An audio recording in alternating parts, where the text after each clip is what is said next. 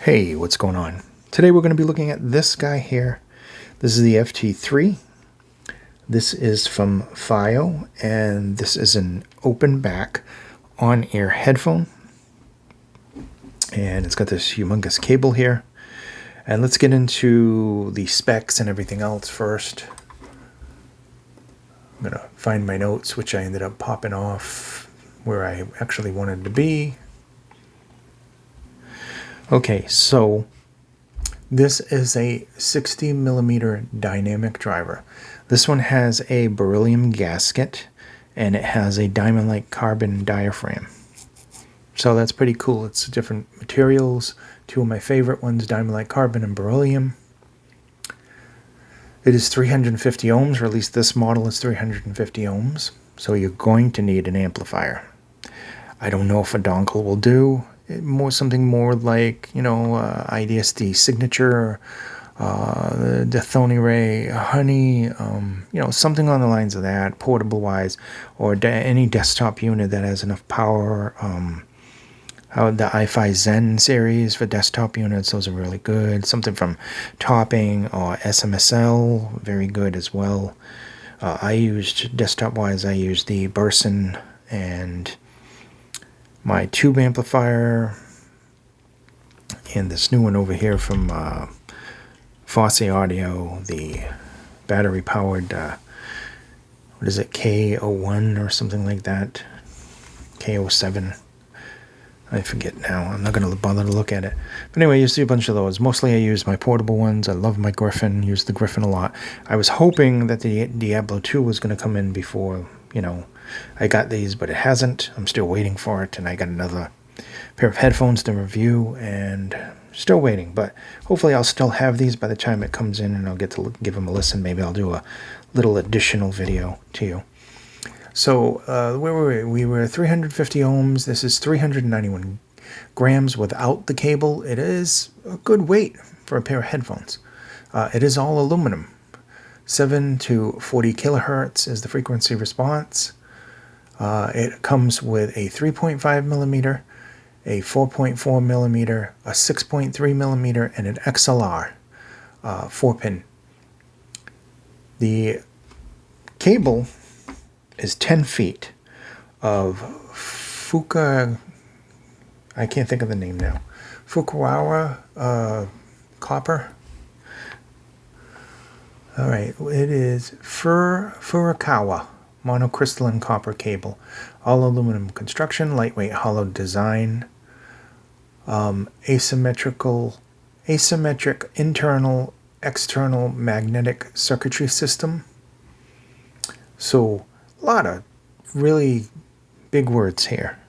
That copper, by the way, is a Japanese copper that is known for its purity, because I looked it up. One of the best coppers. I think the copper, this cable is like 10 feet. So the copper is probably worth just as much as the headphones, to be quite honest. So you're getting this nice giant cable. Now, build-wise, this thing is incredible. I mean, it's got a lot of weight. Maybe not so much as a pair of like Odyssey, but it's got a nice weight to tell you it's built well. These pads clip. It comes with suede and this leather. I think it's fake leather, but it's like leatherette with the perforations.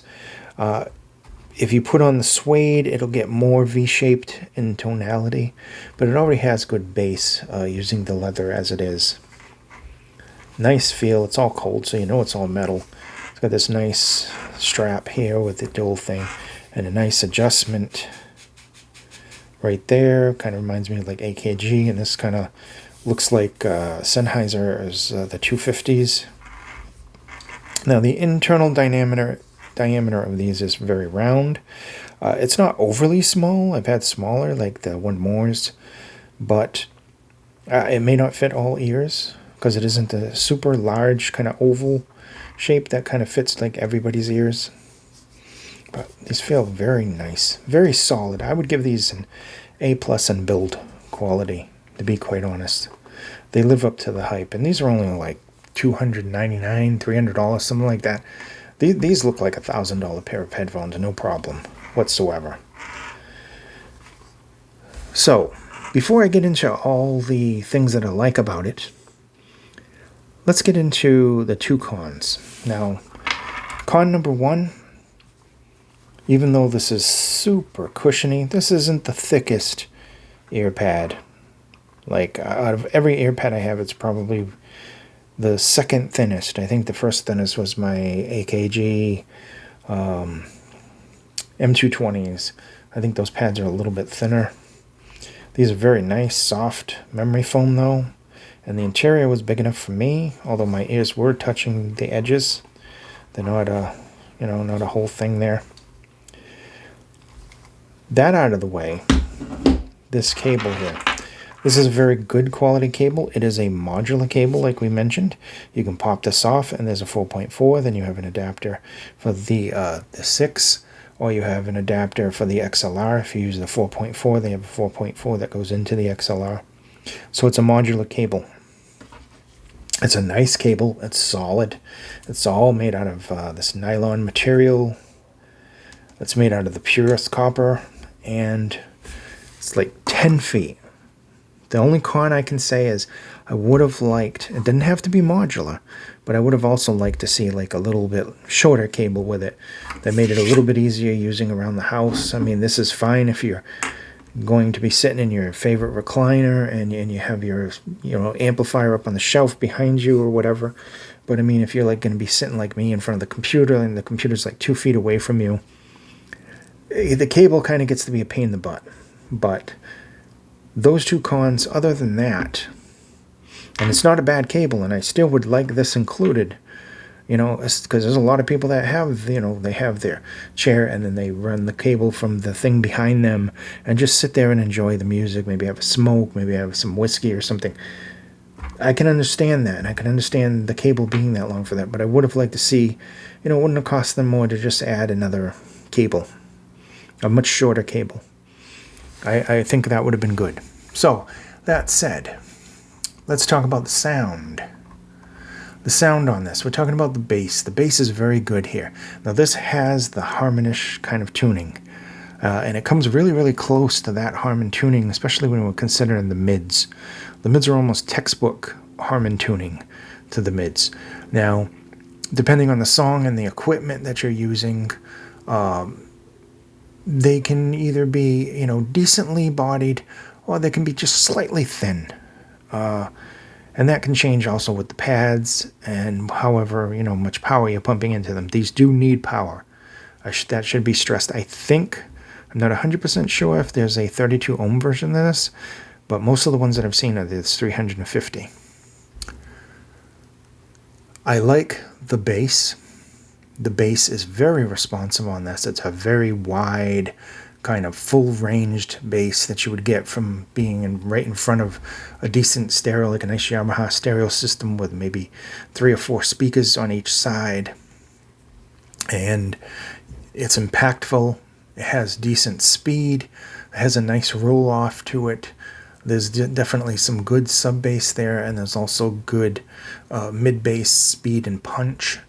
There's good texture and details to the bass itself. And I just, that big driver, you would think that the bass would be super overpowering with a 60 millimeter. But that beryllium and that DLC, they work together. And quite honestly, it is a really nicely controlled quality but quantity bass, and especially for an open back. Something cheaper, similar, maybe my Philips, something like that. This definitely outdoes that in bass. Like quantity and quality alone, much better than the Philips. So don't even ask me to compare it, because it's just a different class all by itself. Now, like I said, the mids have a nice kind of sound to them, that Harman kind of sound. Definitely, you'll find that the mids there, like I said, are very well tuned. There's very good details there overall. And just ultimately some nice separation. And moving into the trebles, you'll find that the treble itself has a decent amount of sparkle and a decent amount of air there. And there's some very good details. I think that they're a little bit emphasized when it comes to the upper treble, a little bit brighter. I don't think it caused an issue at all with a lot of things. I think that I have a lot brighter headphones, so honestly, I wouldn't find it harsh no matter what I was listening to. I think that it did complement mostly like rock and pop, and jazz music sounded fantastic on these. Now, soundstage, of course, it is a wide open back. There's plenty of details there. There's plenty of nice separation and air when we're talking about into the soundstage. I think it complements the treble well. I think it works extremely well for gaming. And I think that a lot of people ultimately would like this. This is almost textbook Harman tuning here, but it's done well, and it's done with a really nice, accurate, wide soundstage.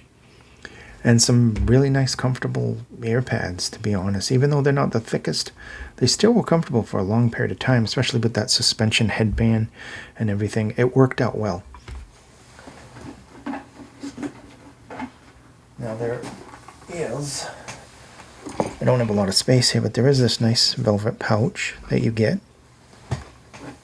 And you also get this very beautiful, I don't know if it's real, I think it's fake because it doesn't smell like real.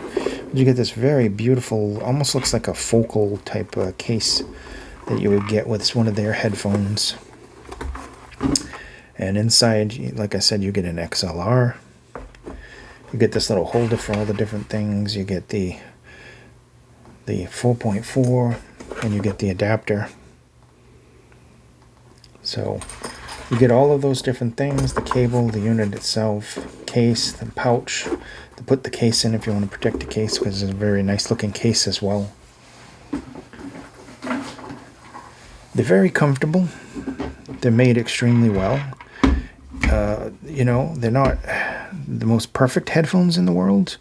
They're definitely not a, you know, an HD 800 or something like that, but for the $300 range that they're in, I think that they definitely live up to the kind of audiophile, high-res kind of thing, because you're getting a very good kind of musical experience, and you're also getting a lot of good details, a nice wide soundstage. So that said, I think that these are really, really good. I personally like these. Thinking about like all of the different open backs that I have, I think that these are really good, and these really be right in my favorites, no problem, because they're just that good. I don't know where they would be placed, to be honest. I would have to sit down and I would have to listen to the Hi-Fi Men, the Sennheiser, and all the different ones to find a spot for this.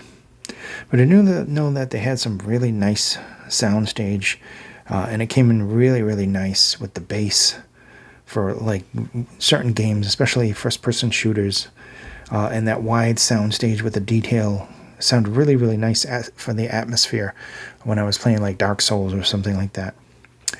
Really good job from this company. I'm looking forward to, they have a planner one, the FT5 coming out. I would really like to try those. Thank you so much for watching.